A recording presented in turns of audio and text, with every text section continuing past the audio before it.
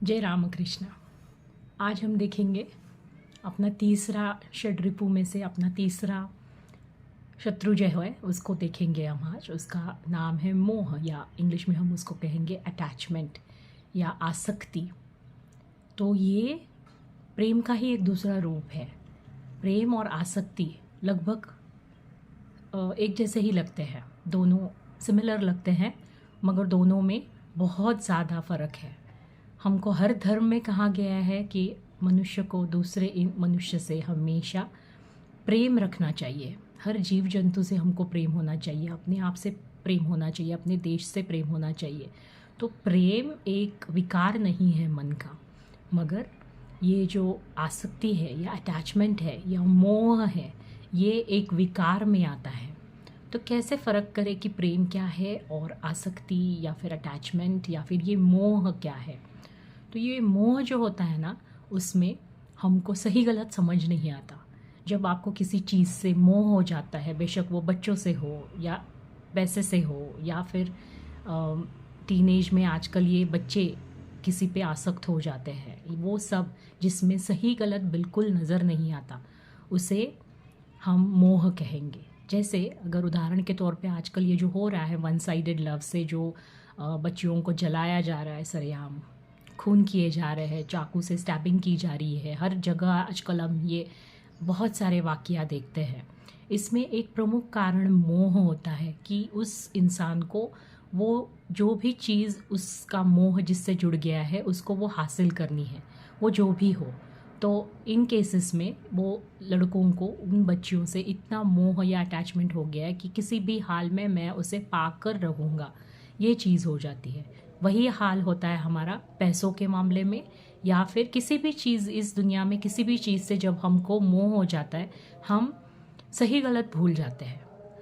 हम अपने बच्चों से बहुत ज़्यादा प्यार करते हैं, मगर वो प्रेम है या आसक्ति है, ये हमको जीवन काल में खुद ही समझ आता है।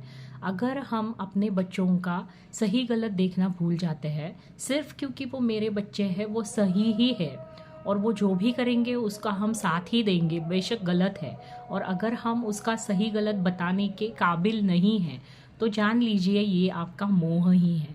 फॉर एग्ज़ाम्पल हम धृतराष्ट्र जी का ही एग्ज़ाम्पल लेते हैं महाभारत से। उनको अपने बच्चों से अत्यधिक मोह था, उनको सत्ता से भी बहुत ज़्यादा मोह था। उनको ना तो अपने देश से प्रेम था, ना ही अपने बच्चों से प्रेम था। इसीलिए वो मोह के अंडर द इन्फ्लुएंस ऑफ मोह, under the influence of that negative trait, उन्होंने यहाँ तक किया कि महाभारत का युद्ध हो गया, क्योंकि उनको सिर्फ सत्ता से प्यार था और उनको अपने बच्चों से प्यार था। तो किसी भी हाल में मेरे बच्चे ही राजा बनेंगे, इस मोह से वो ग्रसित थे, ये विकार था उनको। तो इसीलिए वो गलत सही, लीगल क्या है, इलीगल क्या है, सही धर्म क्या है, अधर्म क्या है, इसका वो बिल्कुल भी एक डिस्क्रिमिनेशन से, एक विवेक से नहीं देख पाए इस चीज़ को, और वो गलतियों के ऊपर गलतियां करते रहे। हमको भी ये हर रोज़ की ज़िंदगी में ये देखना है कि कहीं हम मोह के शिकार तो नहीं हो रहे। पैसा हर एक की ज़रूरत है, पैसा सभी चाहते हैं। पैसे के अलावा, लक्ष्मी जी के अलावा तो इस दुनिया में शायद लोग कुछ भी और पूजनीय नहीं समझते।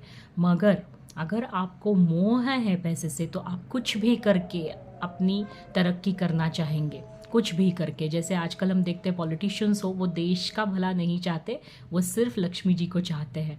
ऐसे हर फील्ड में हो गया है कि टीचर्स बच्चों को पढ़ाना नहीं चाह रहे, पॉलिटिशियंस देश का भला नहीं करना चाह रहे। ऐसे हर फील्ड में हम देख रहे हैं कि लोग अत्यधिक पैसे से मोह रखते हैं और किसी और चीज़ से उनका प्रेम नहीं है, ना तो खुद से, ना अपने कर्म से, ना अपने धर्म से। उनको किसी भी चीज़ से प्रेम नहीं है। उनको अगर है तो मोह है, वो भी हर गलत चीज़ से मोह है। तो वो अधर्मी बनते जा रहे हैं इस मोह के चक्कर में। और प्रेम तो खैर अभी है ही नहीं। ये जो भी बचा है इस संसारिक दुनिया में, तो ये यही बचा है कि सिर्फ मोह बचा है। हर एक को अपनी चीज़ों से, अपने बच्चों से, अपनी संपत्ति से, अपने अपने जो भी उन्होंने इकट्ठा की है चीज़ें, जो ज़िंदगी भर में जो भी इकट्ठा किया है, उससे उनको अत्यधिक मोह है। तो किसी भी हालात में वो अपने मोह को बिल्कुल त्यागना नहीं चाहते, और जो भी हो उनको बस उस मोह को इतना वो पनप जाता है अपने अंदर कि वो हमसे बहुत सारी गलत चीज़ें करवाता है। वो अपने बच्चों के बारे में हो, अपने किसी ध्येय के बारे में हो जिसके लिए आप पागल हो, या फिर ये किसी भी और चीज़ से हम ये मोह रख सकते हैं।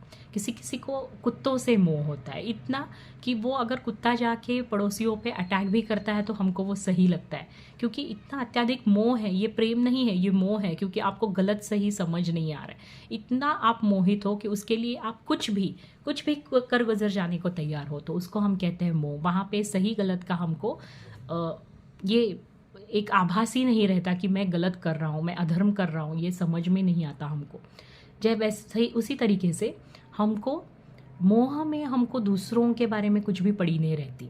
अगर हम किसी दूसरे से मोह रखते हैं तो हम उसका भला नहीं चाहते, हम सिर्फ अपने ईगो सेटिस्फैक्शन के लिए उसी इंसान को चाहते हैं, मगर हम ये नहीं चाहते कि उस इंसान का भला हो। अगर आप अपने बच्चों से प्रेम करते हैं तो आप उनका भला चाहोगे। आप ये नहीं चाहोगे कि मेरे बच्चे हैं तो वो सही है, जो भी कर रहे हैं, गलत कर रहे हैं, सही कर रहे हैं, मैं उनका सपोर्ट करूँगा। ये मोह होता है, क्योंकि वो मेरे बच्चे हैं।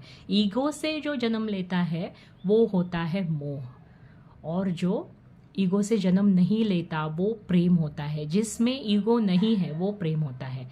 वहाँ पे आप दूसरों का भी सोचते हो, और सही गलत का आपको पूरा एक डिस्क्रिमिनेशन विवेक होता है कि ये सही है, ये गलत है, ये मैं नहीं करने दे सकता हूँ या नहीं कर सकता हूँ। तो जब किसी से आपको प्रेम होता है, आप उसका भला पहले सोचते हो। और अगर किसी से आपको मोह है तो आप हर वक्त क्या करेंगे, आप सिर्फ उसके बारे में यही कहेंगे कि वो मुझे चाहिए, किसी भी हाल में चाहिए, बेशक उसका उसमें बुरा हो, या फिर कोई भी कॉम्प्रोमाइज़ करके किसी भी हद तक जाके मैं उस चीज़ को या उस व्यक्ति को चाहता हूँ। ये होता है मोह। तो मोह से सिर्फ हमारी बर्बादी होती है। मोह रावण को हुआ था सीता से। जब तक लंका नहीं जली उसका मोह कहीं पे भी कम नहीं हुआ।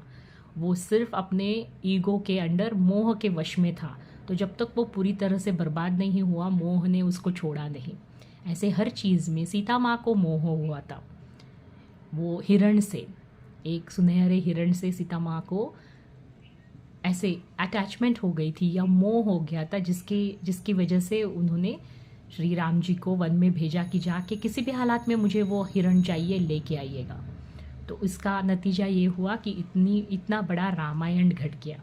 तो ये घर घर में होता है। किसी एक व्यक्ति को किसी चीज़ से अत्यधिक मोह होता है, और उसकी वजह से पूरे परिवार को वो भुगतना पड़ता है।